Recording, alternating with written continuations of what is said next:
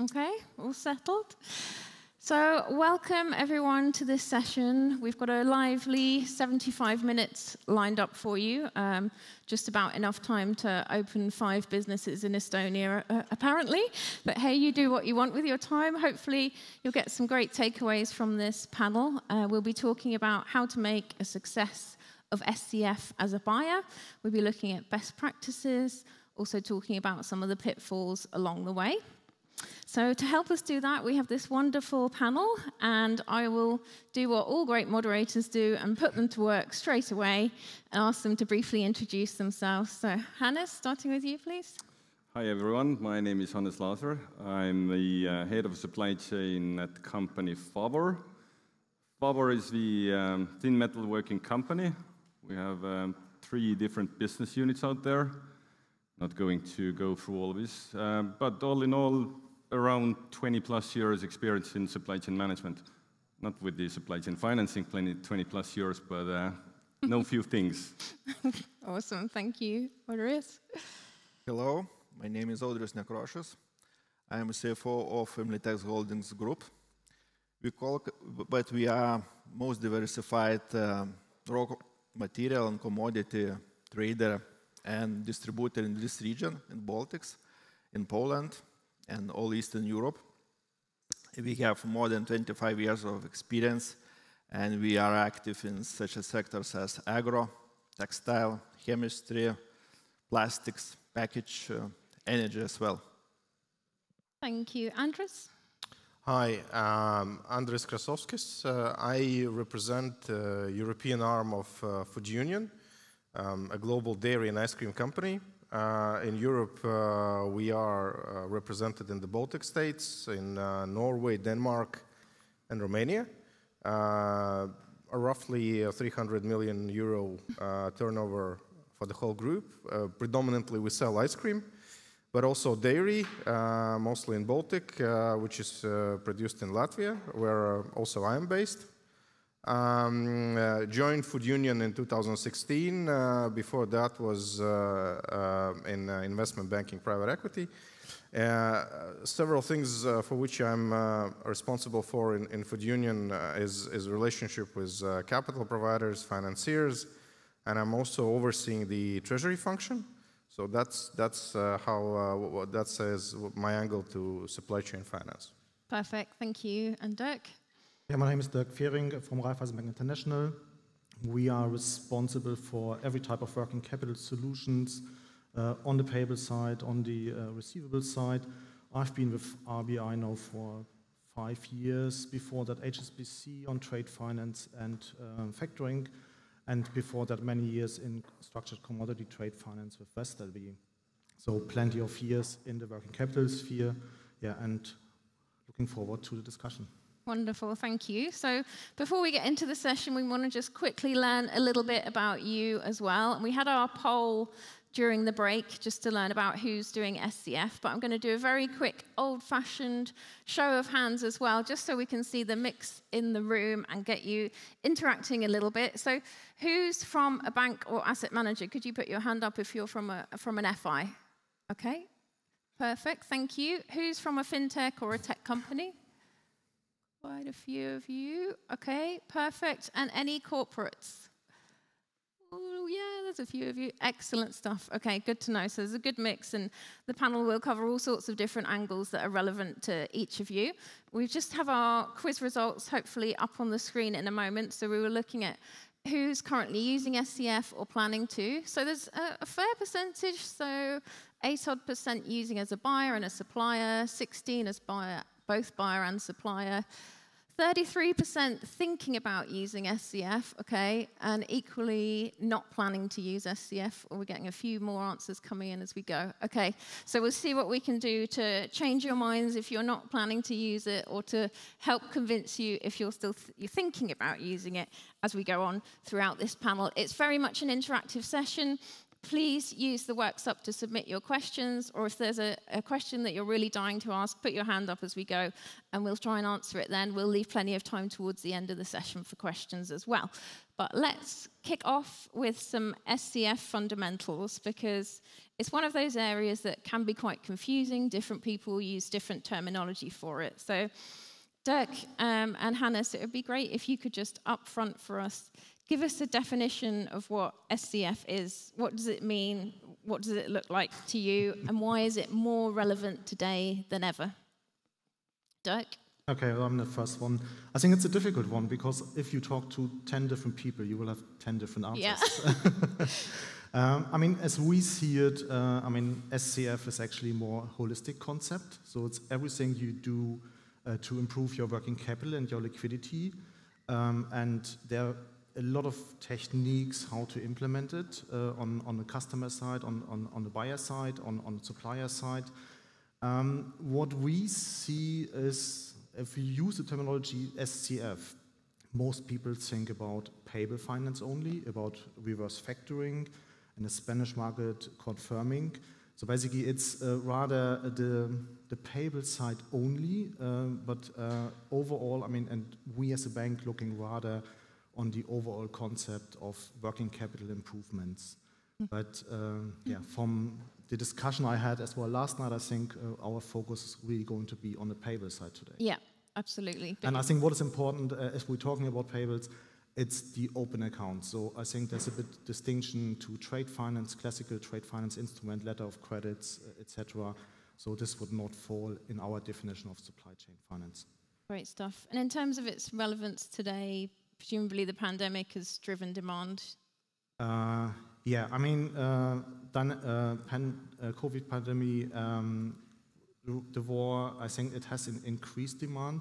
I mean, if you look at figures, I mean, there are, on a global basis, I think people saying it was about 20% rise last year. Yeah. And I mean, it's always difficult to estimate exactly, but it's about $2.2 trillion on volumes in the market.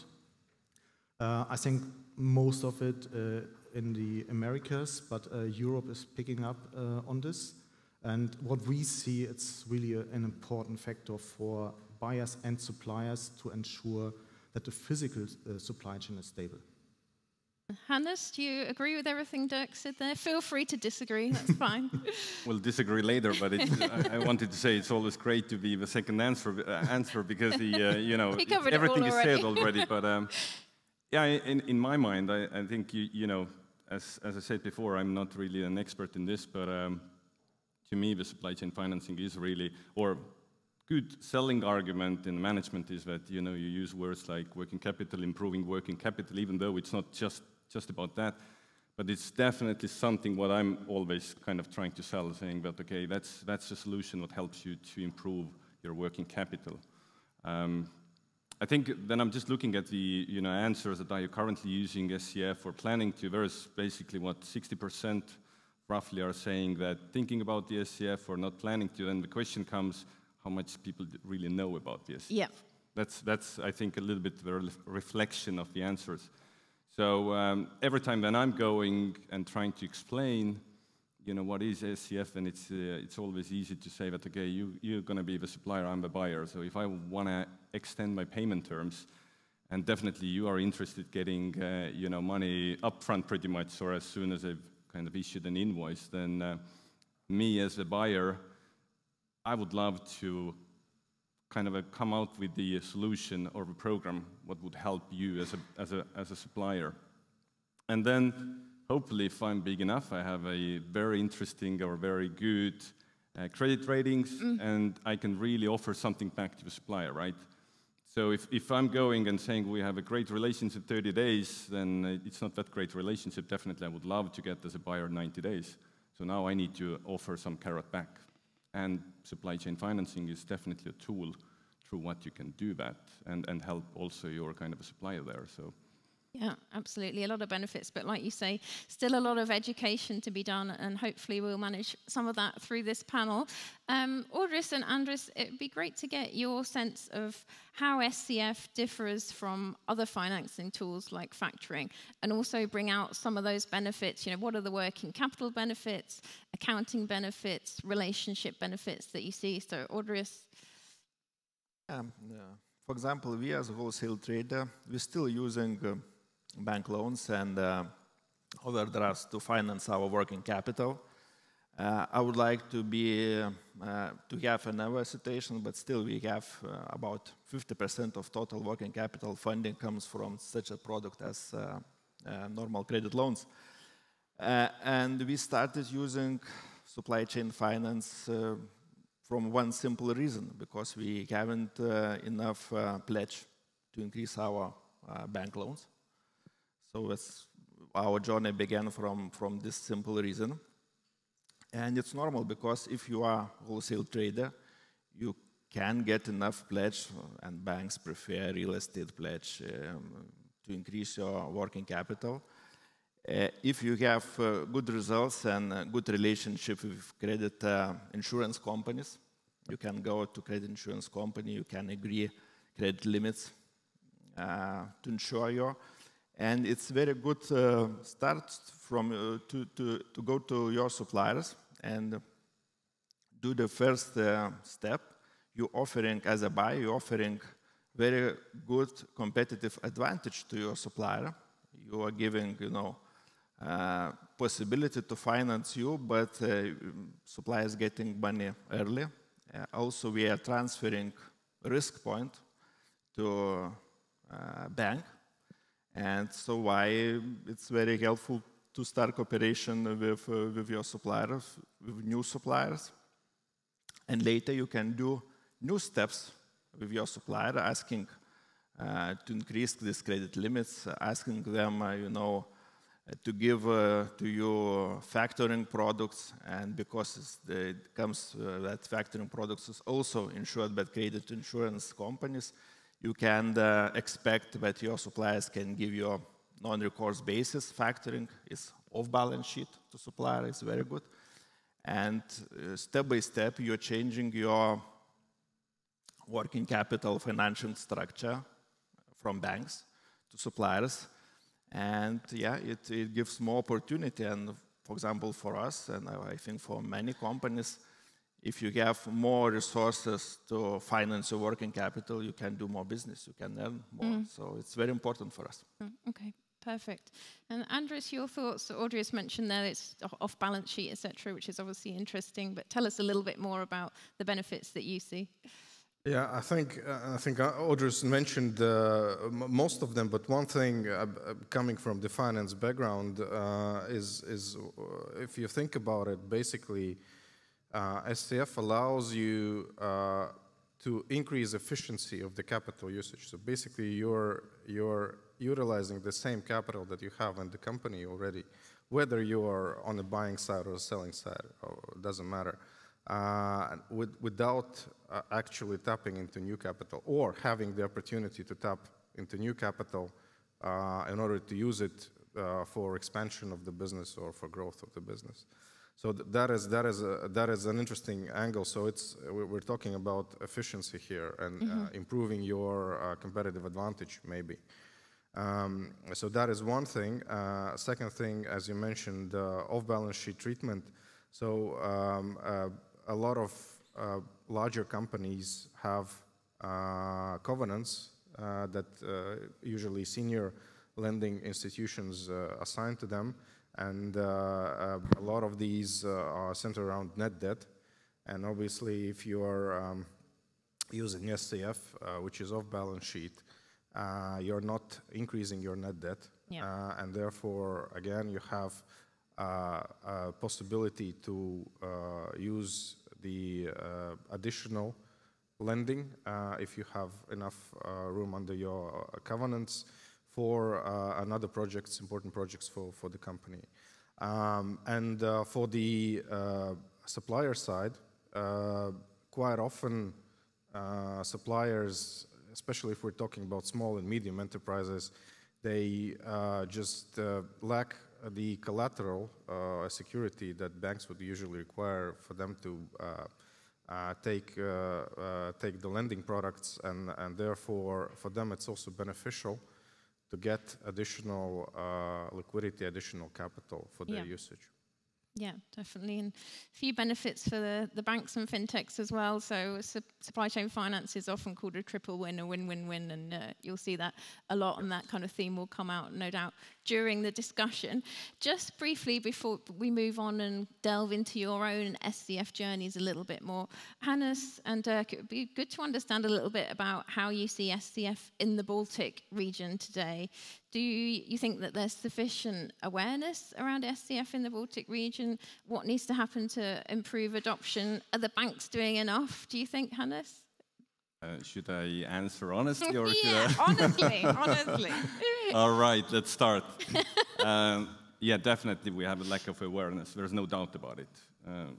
I think, don't get me wrong, but if I'm just looking at the answers again and all that, I think, and it doesn't reflect, of course, that people don't know, but I think we have a lack of awareness, definitely. Maybe, I've been thinking before as well, what could be the reason why we have a lack of awareness maybe in the Baltics. I think it's, I should look at the mirror and people like myself. Maybe we've been not very good trying to find what are the potential solutions besides factoring, old-fashioned factoring, etc. I do believe that banks are not really proactive in this as well. I don't think, or I've never seen that they are really approaching myself as a customer, meaning in a company, and offering that, okay, we have alternative solutions besides factoring and any other kind of financial tools. So in that sense, it's kind of mixture of everything. Yeah. And I believe that we are not doing enough, really. I mean, there's plenty of persons here who are doing enough, but obviously it's still not enough to There's still more to be done. Create more awareness in the Baltics market. But it's coming for sure. You can see that there's a need for that.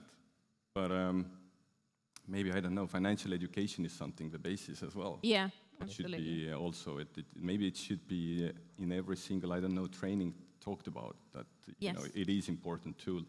Because it's part of the risk management as well. So I think, we are lacking it. We are surely but slowly going somewhere, and I really do hope that in coming years, where awareness it's going to be much higher than it's today. Okay, Dirk, Hannes chose his words very carefully there. But he did mention that maybe there's not enough proactivity from the banks. What would you say to that? Well, on the proactivity, I mean, it's difficult to comment, I have to say. And I think there are more local players in the Baltics.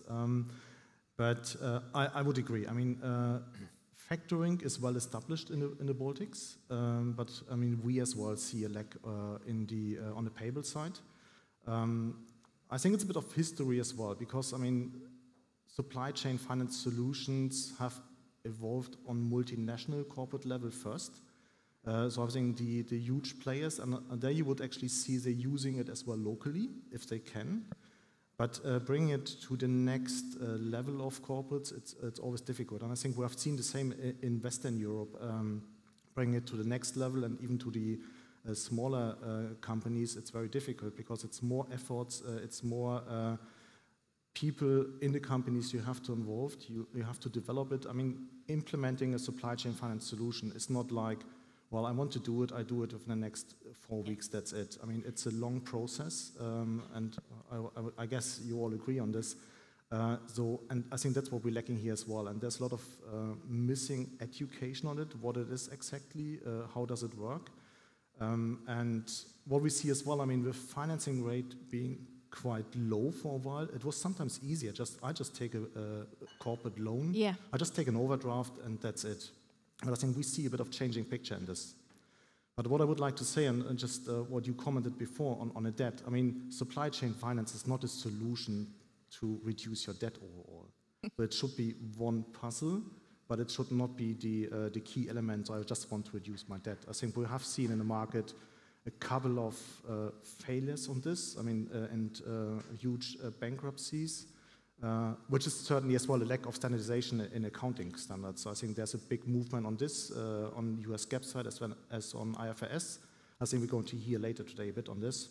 But I think this is important for the banks, some kind of standards on disclosing, so that we assess as well what the risk we actually take on the supply chain finance side. Yeah, definitely a little bit more robust framework around it would be useful.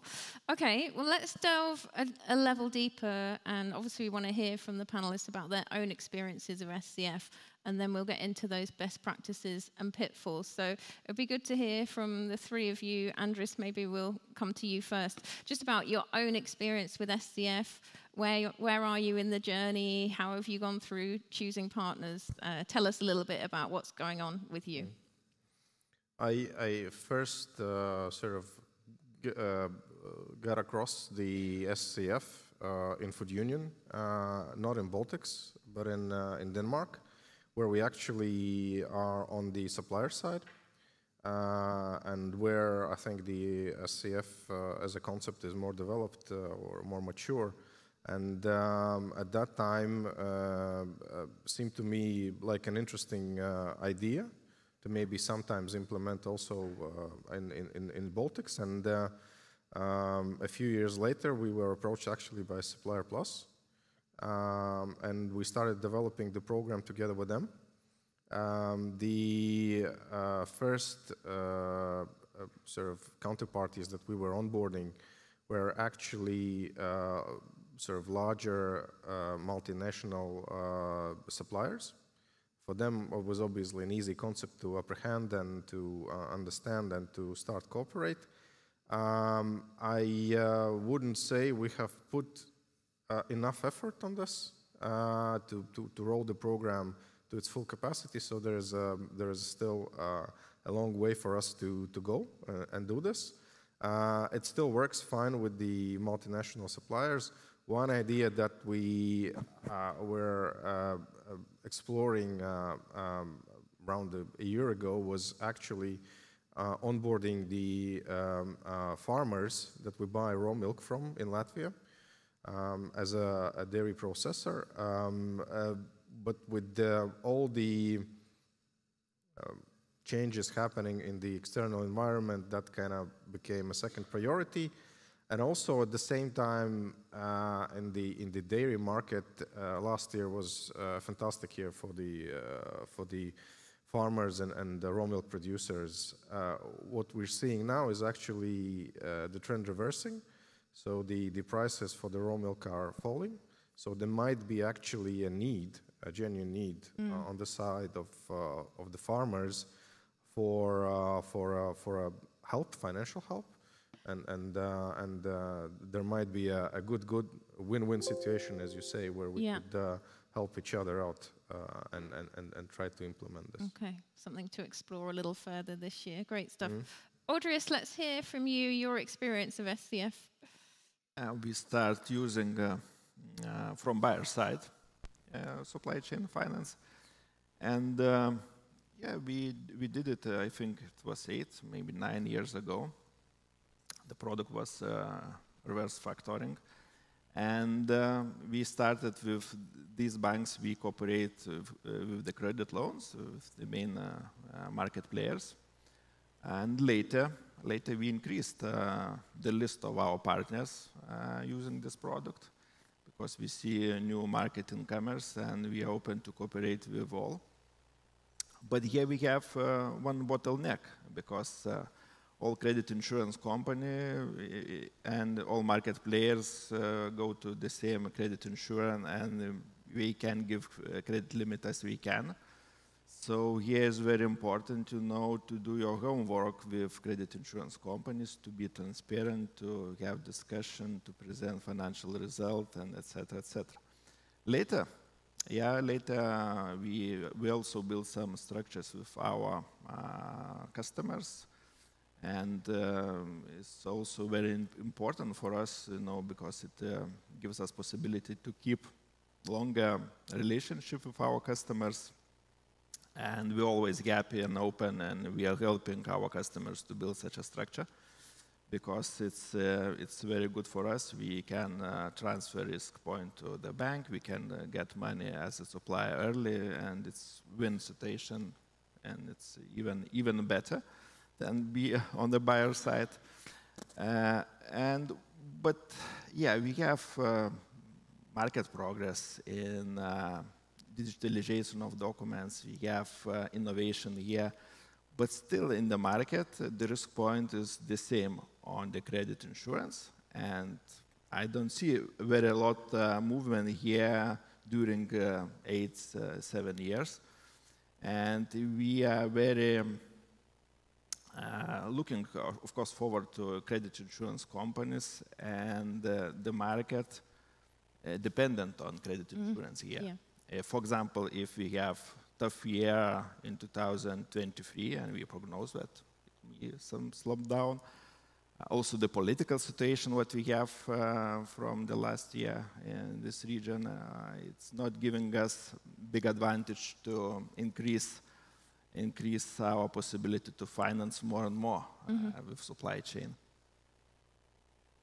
Okay, great stuff. Thank you for that overview. And just a reminder to the audience, if you've got questions for the panelists, do get those in. I've seen one come in already, but if there's specifics coming out of their stories that they're telling here, do get those questions in and we'll get to them. Hannes, quickly, your story on SCF? How much time do I have? Minutes. I'll start from the beginning. So my kind of a first touch to the supply chain financing was 2010 in US. And I was working for a certain company, and we launched this supply chain financing program. Just from my experience, we invited all these big suppliers in the same hall, and we were explaining, and then I think the success rate down there was maybe 20%. Because we selected all the big players, all the big suppliers, so in most cases they had much more attractive interest rates than we could offer. So that was, I don't know if it's a fail or whatever we can call it, but that's how it was. 2016, we were actually 17, sorry, we were running another one in a big corporate world. That was kind of a success until the moment when onboarding the suppliers took us more than half a year. So that was a success, I would call it. Yes, most of the suppliers kind of ran away from the moment they realized that it's going to be more than half a year onboarding. Today, last year we were flirting with the idea to start up the program. We didn't get anywhere. Today we are really putting plans together. We know which kind of a supplier basis we would like to target. As we are today part of the Leden group, then obviously I think we have stronger financial muscles as well, meaning that our credit ratings hopefully are much better, so we can get much more attractive kind of terms that we can offer or pass to our suppliers. So this year will be this year, I really do hope so. I'm not giving out any promises, otherwise someone will later on, ask questions what I can't answer or say is that Hannes told already, but definitely we have a plan. Okay, fingers crossed for you, and report back, let us know. Go on, Andris. I have a comment about what Audrius was saying about the credit risk insurers. Actually, one of the cases for us of usage, of the SCF usage was when we actually lacked the limit from one of the credit insurers that was that the supplier of ours was cooperating with, so that this supplier wouldn't want to give any post payment. So then we offered this supplier the possibility to participate in SCF, and that solved the issue. Everybody was happy. Yeah. Okay, interesting. All right, thank you for that little insight there.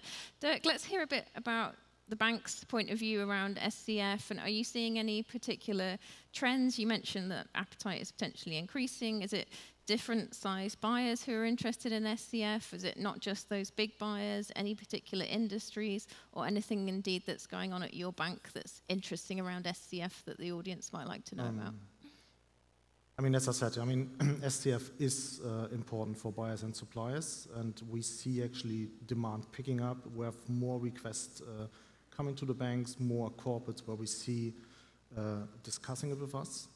But I think what is important from a bank perspective, I think what we take quite often is some kind of advisory role at the beginning, because it's not like there's one solution which fits to every corporate. So I think at the beginning, it's really trying to figure out what exactly you want to achieve. I mean, as the corporate, what's your aim? I mean, funny example, I think 2 years ago, I had a treasurer calling me, well, can we implement an SCF transaction because my CFO has been on a conference and he likes it.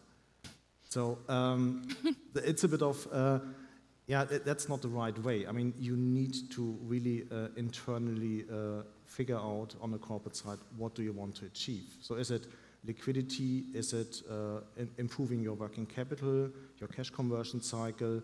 Or is it rather, I want to support my suppliers? Because this can be a different structure if I just want to support my suppliers. I think that's what we have seen, especially during COVID time.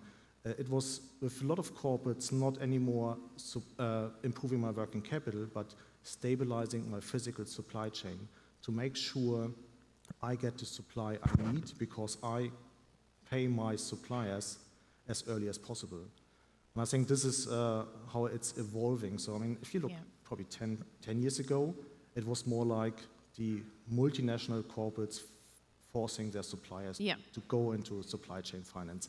I think this has totally changed now. It's a more cooperative approach between buyers and suppliers. And I think this is important to figure out at the beginning. So what do we want to achieve? And I mean, if this has been agreed, I mean, the banks can take different perspectives. So I mean, there are international banks having their own platform.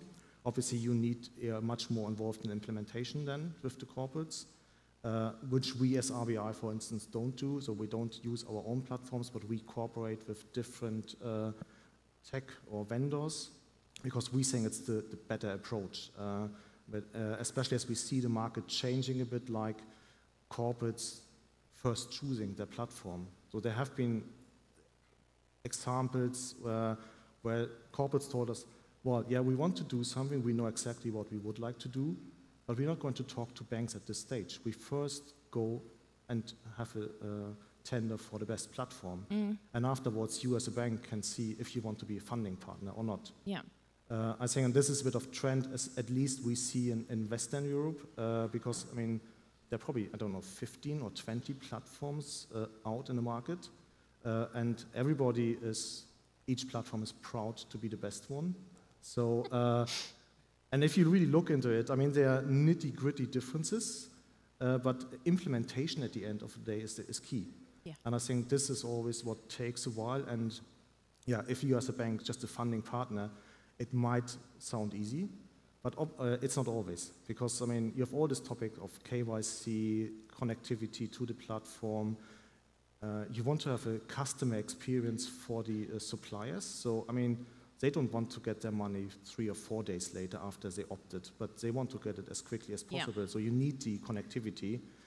And yeah, I think this is a bit of a role the bank's playing at the moment as well, just advising clients what is out in the market.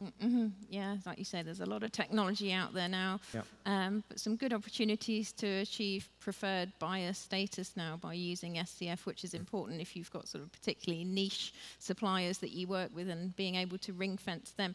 Anyway, let's get into a little bit more detail, so about getting started with SCF. So Andris and Audrius, it would be good to hear from you about how you go about building a successful business case for SCF. What would you say the critical steps are there, and which departments within the organization ideally need to be involved? So Andris, do you want to take that first? Yeah, I can only agree with Dirk on this one, and also coming back to the previous panel, first you have to have a vision, right? And then when you have this vision, but in order to, again, have this vision, you need people to understand what is SCF. So that's a lot of educational aspect in it. So you need to make sure that all your decision makers understand how it works and what is the benefit for the company, for the suppliers, for everyone involved. Then obviously you need to understand as in any, and that's in a way, again, a classical change management. You need to understand who will be the driving force behind this. And there, again, in our experience, usually it's a combination of finance and procurement, if we're talking about the buyer SCF. But they need to be supported, obviously, by the IT. And also, you need to make sure that IT is connected with the financial systems and all the data systems in the company. And then once you have these champions, it's good to have some pilot projects, obviously, and then hopefully you have a success in those, or if you don't, you try to improve. And then it's a classical celebration of your success, and then rolling it out. Okay. Yeah. Audrius, anything you'd add to that?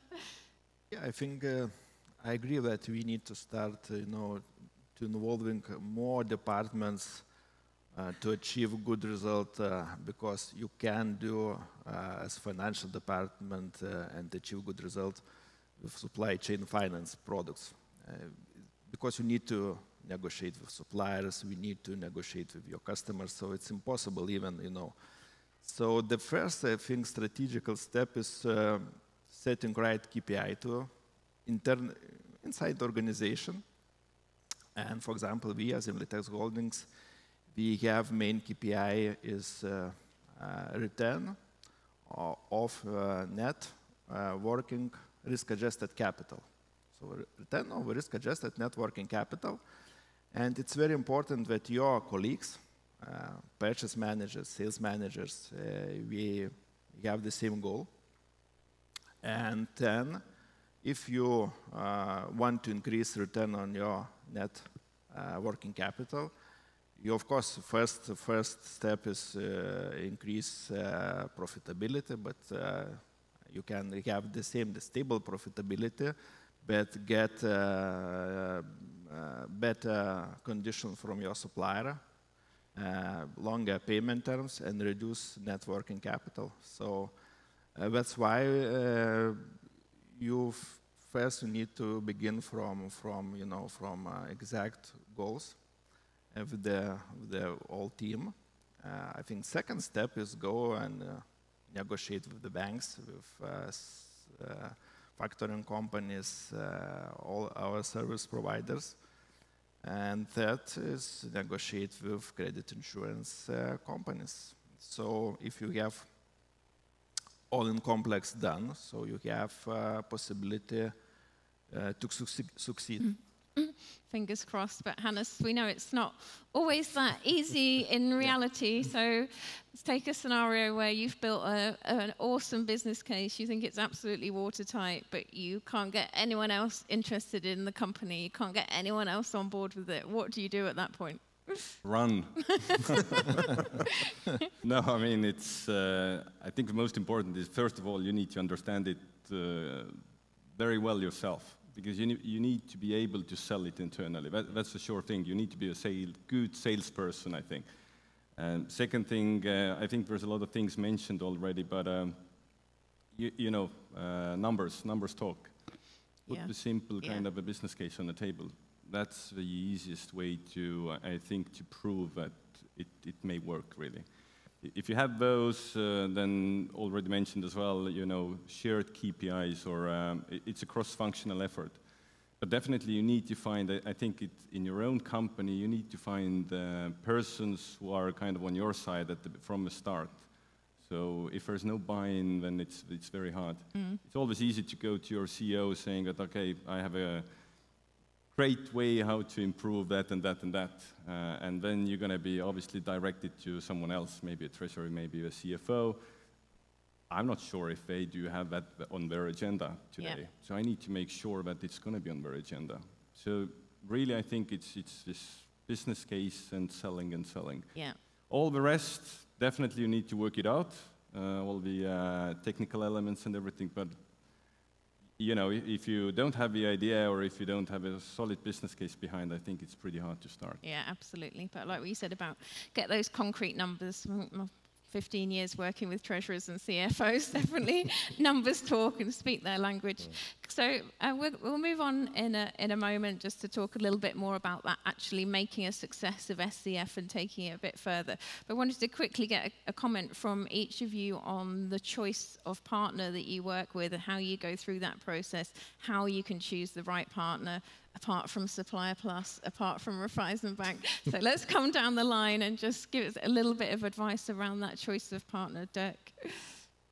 Yeah, I mean, you said I can't say RBI, you should go for RBI. No, but I think, I mean, I mentioned this before, but I mean, you need to understand as a corporate, what do you want to achieve? And by this, you will define who will be your partners, because as I said, I mean, not each vendor will provide the same solution. So some vendors, for instance, will provide only reverse factoring, which makes it difficult sometimes for banks, because they need to do the KYC onboarding. So this can be a lot of time-consuming, and from the experience for the suppliers, pretty bad. There are other legal models in the market, like paying agency models, which sometimes have less KYC requirements.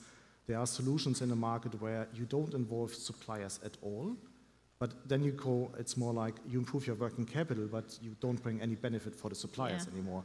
So that's what I said at the beginning. I mean, choosing your partner is a bit of what do I want to achieve as a corporate. And I think what is the other thing from the funding partner side is that obviously you need to make sure as a corporate, and that's always our attitude, that your funding is secure. So you don't want to be in a situation where you set up a supply chain finance solution, you got all your suppliers onboarded after a year, and then suddenly the funding partner walks away. I think this is the most, the worst case scenario basically, which you can have as a corporate.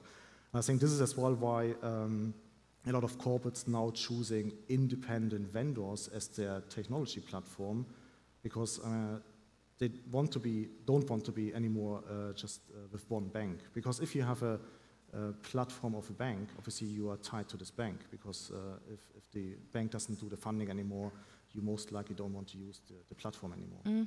I think this would be a bit of from our perspective.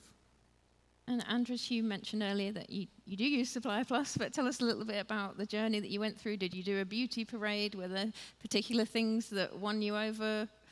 I must admit that Supplier Plus was so persuasive that we decided to test it with them. And one thing which, and I think is important criteria,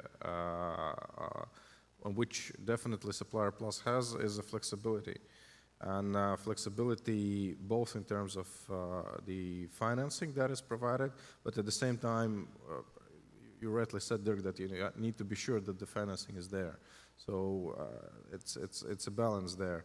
But also in terms of implementation, the choice of suppliers, the choice of connectivity.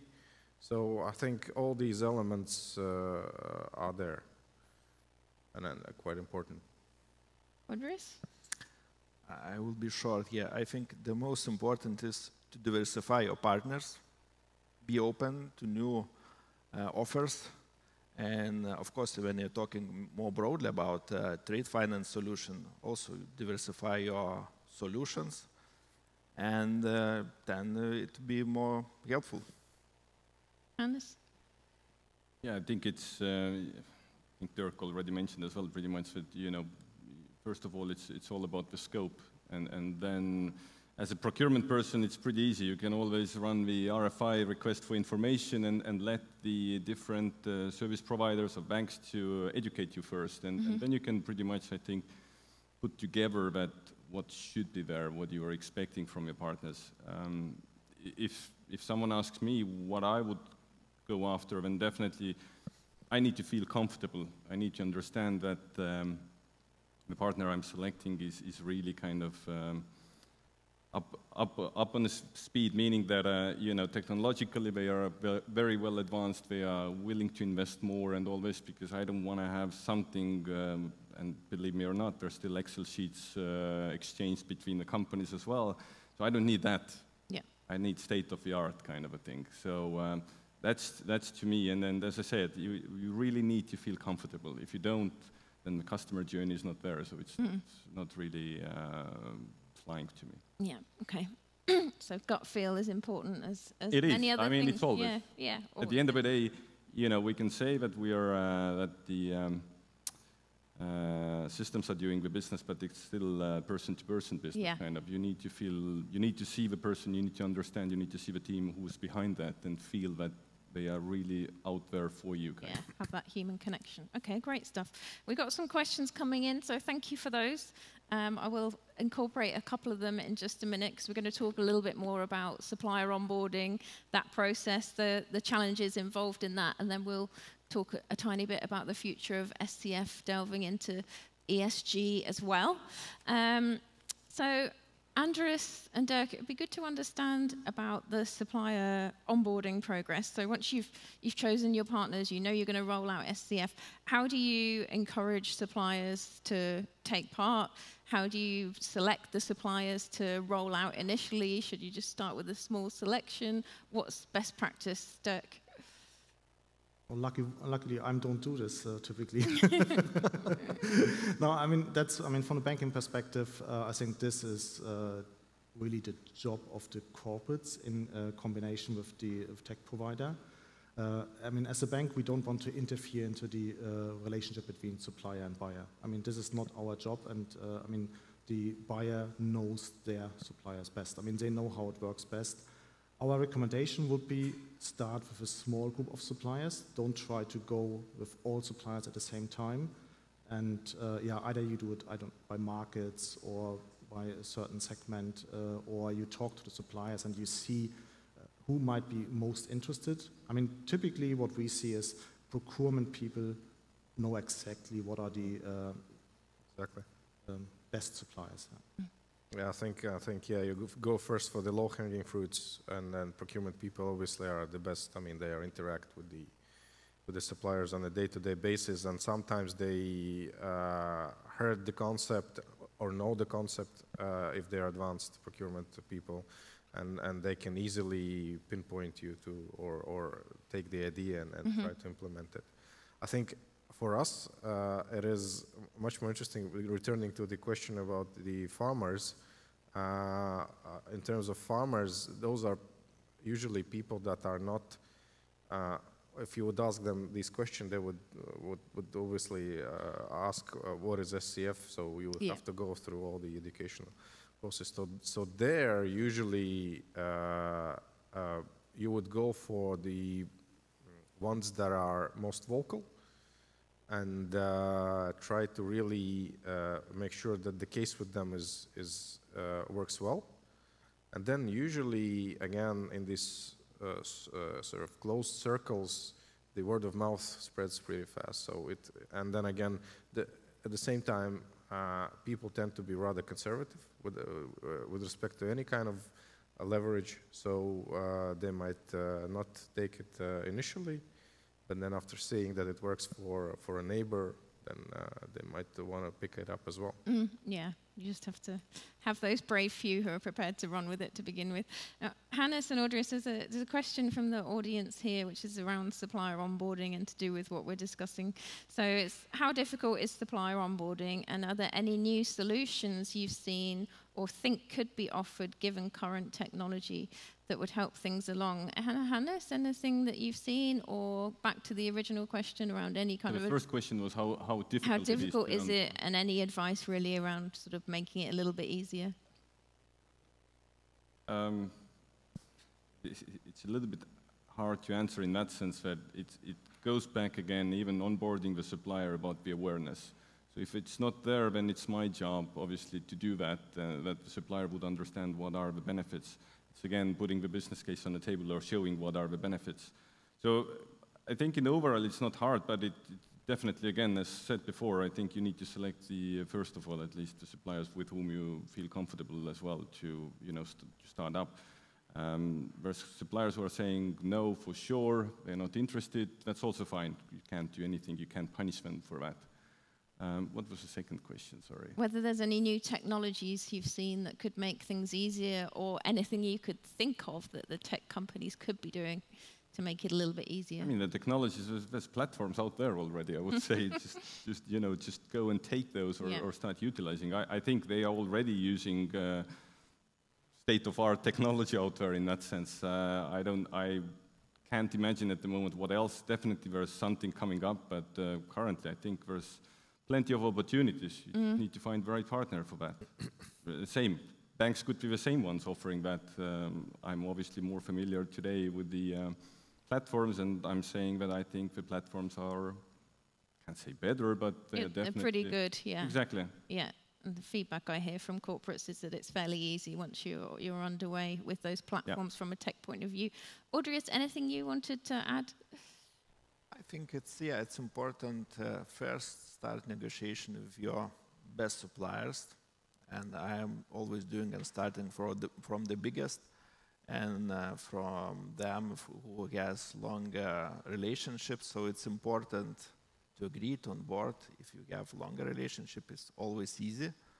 So yeah, starting from the best partners.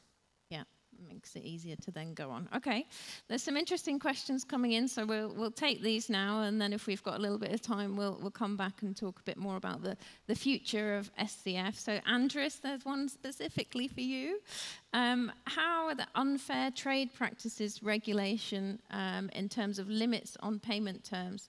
How is that influencing the need for SCF, if any? So there's a session later on unfair trade practices regulation, but anything you're seeing there, Andris? It's interesting that I've been asked the same question last year. And the answer pretty much stays the same. It's rather interesting, but in terms of procurement, in terms of us as a buyer, we can't see a big negative impact on us at this moment. There are few cases where our suppliers have raised this issue, but generally we don't see it. I actually discussed it with our procurement guys. Why do they think it is like that? And they said that, for example, in terms of large multinational suppliers that we have, they believe that it is actually the advantage that the large multinationals are using, that they're not trying to lower the payment days in our relationship, and by that having a competitive advantage over the maybe some local suppliers. So yeah, that is, but this is just sort of a guess from the procurement people. But eventually, I think these pressures will come, and obviously, as they come, SCF is one of the tools how again make everybody happy and compliant with all the regulations that there are. Okay, great stuff. So there's a question for the three of you, which is for those who have implemented SCF, what have been the key hurdles to overcome? And also, what's the room for improvement? So we could talk about things like automation, e-invoicing, everything on the back of SCF. So key hurdles, and then things that you've been able to improve and maybe looking to improve more in the future. Hannes? I need to go back, obviously, to this 2017, because the latest I don't have at the moment. I know a few things, but the hurdles, as I said before, onboarding suppliers was a big hurdle. I mean, suppliers were not interested after half a year to go along. Then that time, also the data exchange, that was pretty much not through the API, it was just the Excel sheets. I believe it's still with some companies the same. These were the main things, no major issues. I mean, I think the integration part is always kind of a hurdle point at the beginning, because, you know, different ERPs and the integration is not the easiest one sometimes. Yeah, not too many other things. As I said before, you know, the hurdle point was if your supplier is bigger than you are and their credit score is much better, so there's not much to do with them. But no major issues. Today, the technology, obviously, what we have is helping really that the onboarding is very fast. You know, all these processes are done within seconds, minutes, whatever we call it. So I don't know. I think it's much better what it used to be, at least. So don't know what to add more, to be honest. No, that's all right. You don't have to have hurdles. It's fine. It's good to hear some positive stories. Any hurdles, Audrius? Yeah, I think it's very good that technologies change two parts. One, there are new companies which give technology, but also we give competition in this market. It's very good for us. But the second, I believe that in the future we have a lot of technology, track goods on the way, risk management, etc., etc. I believe that it will change risk assessment points from credit insurance, but to supply chain management. Yeah. I'm waiting for it. It's too slow process, but we'll wait and see how that develops. And Andris, quickly, any hurdles? Or? Well, I think, again, maybe repeating, first is educating your organization initially on the concept and then trying to sell the concept. The way we overcame this is we had initially a small team that was quite knowledgeable about it, and we had pilot projects around it. Second, probably connectivity and data integration between various IT systems. Well, and the third one, I probably will, again, returning to the farmers, is onboarding of the, let's say, traditional suppliers. Yeah, yeah. Always hard work in progress. Okay, and Dirk, there's a question here around interest rates. Obviously, interest rates have increased hugely in recent times. So how do you see that impacting SCF financing possibilities and appetite for particular instruments versus another? I mean, typically the discounts rate or funding rates the banks provide go along with the interest rates. So because, I mean, obviously you need to do the refinancing in any way. So you will not save on the refinancing rate and the increased refinancing rates. And I mean, as a funder of a program, we always look at refinancing and the actual risk we're taking. So it's always the risk of the buyer typically we're taking in the structure. So it's always this combination. So typically in an environment where interest rates increasing, you will as well see that the overall discount rates suppliers are getting are increasing. There's a question here. I'm not sure who wants to take this, so I'm just going to read it out and leave it with you. Is it commercially feasible to have a multi-bank or multi-provider single platform? Does anyone have a response on that? I think we're using that. I mean, to be honest, we're not aware to a full extent where the money comes from. But I'm told that that's from many institutions, so I think it's feasible, yeah. Yeah. I would agree. I think, there's a lot out there in the market and it's happening. But I would agree to this, yeah. It's feasible, and I think that's what we see actually in practice. I mean, it's not like one bank, one platform, and one buyer. So you actually bringing together multiple funders. Yeah. That was the old days, the single bank. That was quite some time ago, and things have moved on, and it's hopefully a lot easier. So we've got about 15 minutes left. Just going to check if there's any questions from the audience. I've got lots more for the panel. Anything anyone didn't manage to get in? No? You're all good? Okay, we'll keep them coming, and we'll check before the end of the session.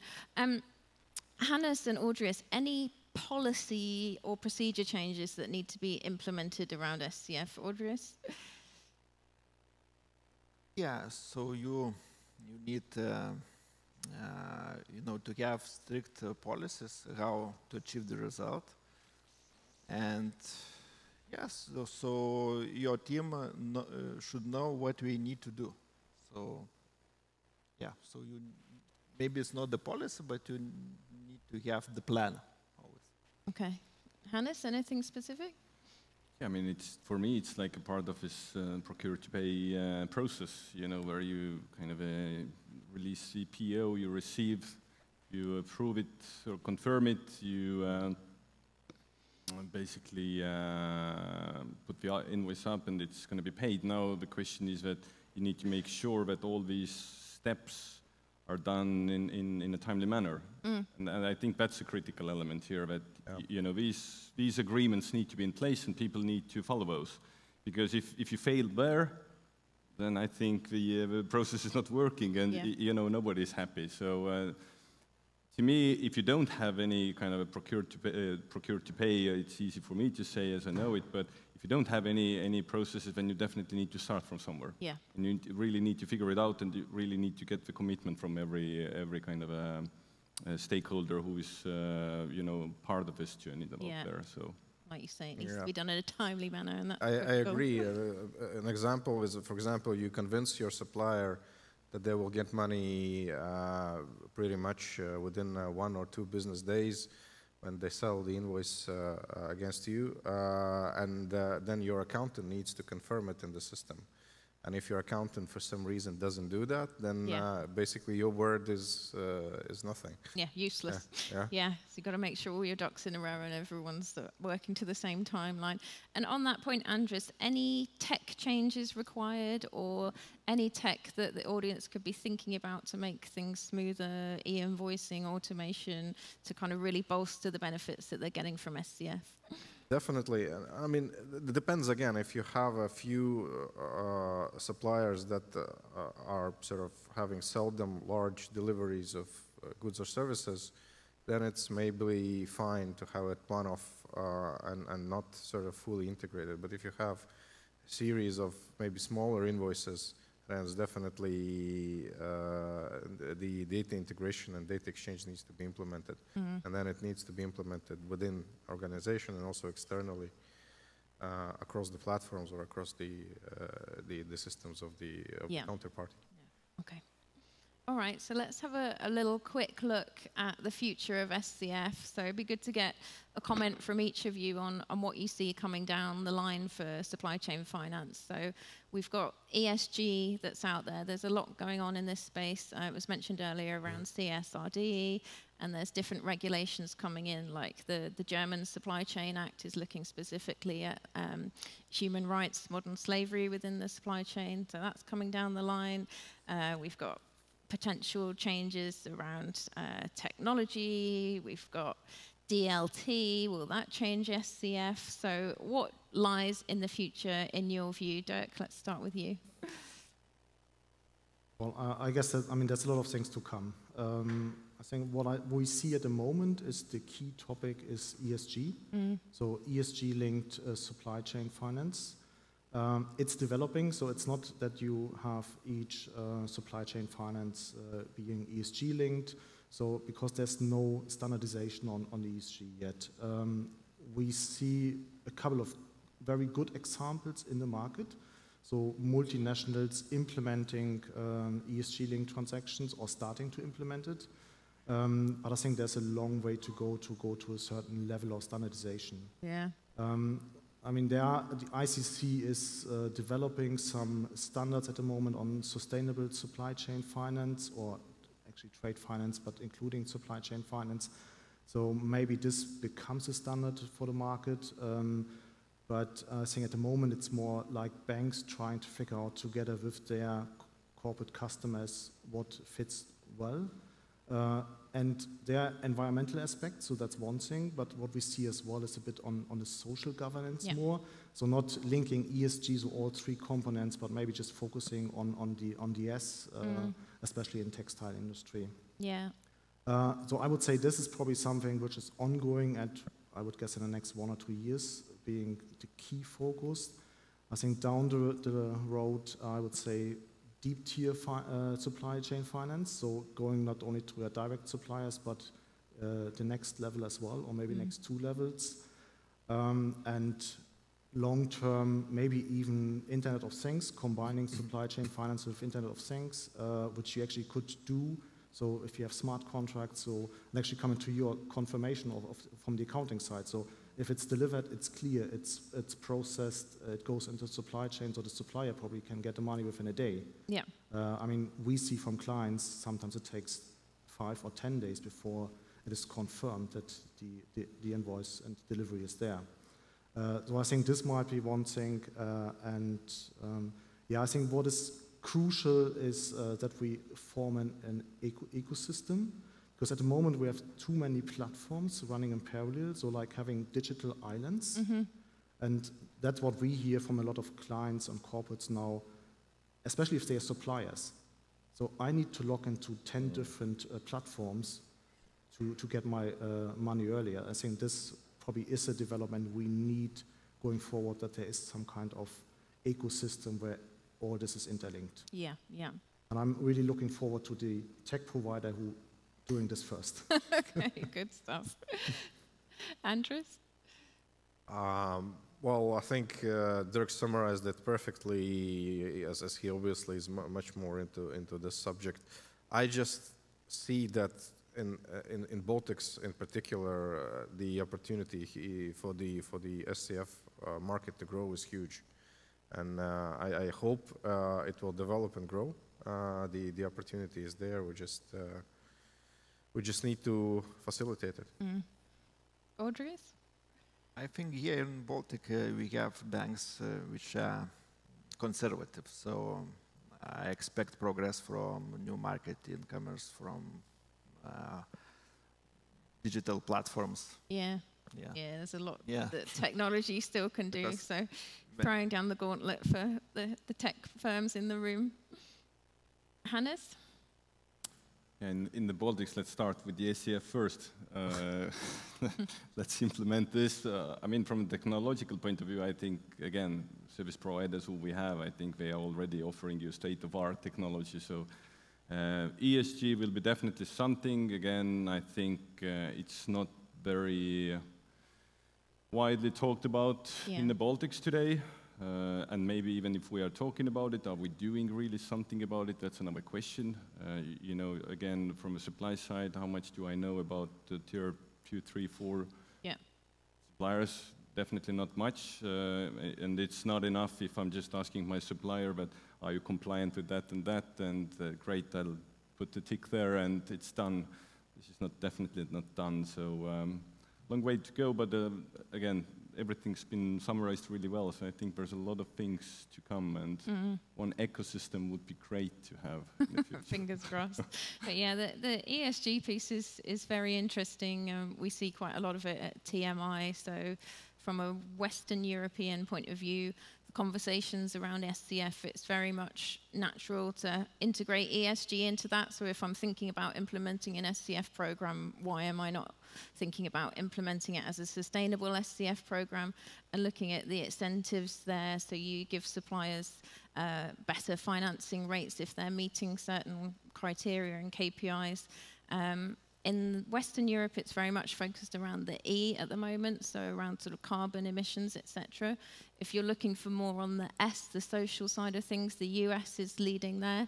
So Walmart, for example, have done a very interesting program recently where they're giving improved financing rates to women-owned businesses and minority-owned businesses, so looking to sort of prioritize there. So there's some good case studies to have a look at. But it's quite a thorny subject at the moment. There's a lot of greenwashing, there's a lot of concerns, there's a lot of grey areas around KPIs, and there's external firms that are getting involved, such as EcoVadis, for example, to help you rate suppliers. But even when you're using one of those external firms, actually the suppliers are providing their own ESG kind of confirmations. They say, yes, we're totally up with everything that you're asking for. So there's a lot of improvement to be done there, but it's certainly an interesting space for the future. So just wanted to finish up by getting the panel to very quickly summarize the last 70 or so minutes. So just a very brief key takeaway from each of you for everyone in the audience around making it a success of SCF, starting with you, Dirk, please. Yeah, I mean, basically get it right at the beginning. So you need the commitment of the entire entity, so it's not like having the idea and I just implement it, getting it right at the beginning and get all your internal stakeholders on board, choose the right tech and the right funding partner, and yeah, and just stay with the market as it's developing. Andris, your final word? Difficult to add, I think. Dirk, again, you summarized this perfectly. Yeah, I mean, getting your organization aligned and having again these small teams initially with pilot projects that succeed will help roll it out successfully. It seems that the market is developing. There's what I hear, a number of platforms, so the infrastructure is there. It's just we need to maybe also educate people around us, those suppliers and colleagues, and then it will develop. That education piece is key. Audrius, quick key takeaway? 3 points to success, I think. Involve your team, do your homework with banks and insurers, and be open for innovation. Excellent, yeah, keep an open mind. Hannes? Thinking, start doing, exactly. I mean, it's don't miss the boat, what can I say? Yeah. That's how it is. Okay. And your other key advice was, if it goes wrong, run for the hills, I think, from earlier. So we'll remember that one. Excellent. Well, thank you all ever so much, panelists, for sharing your insights with us. It's been great. Thank you also to the audience for your questions. I hope you've enjoyed the session. And do carry on the discussion over lunch and this afternoon. Thank you. Thank you. Thank you.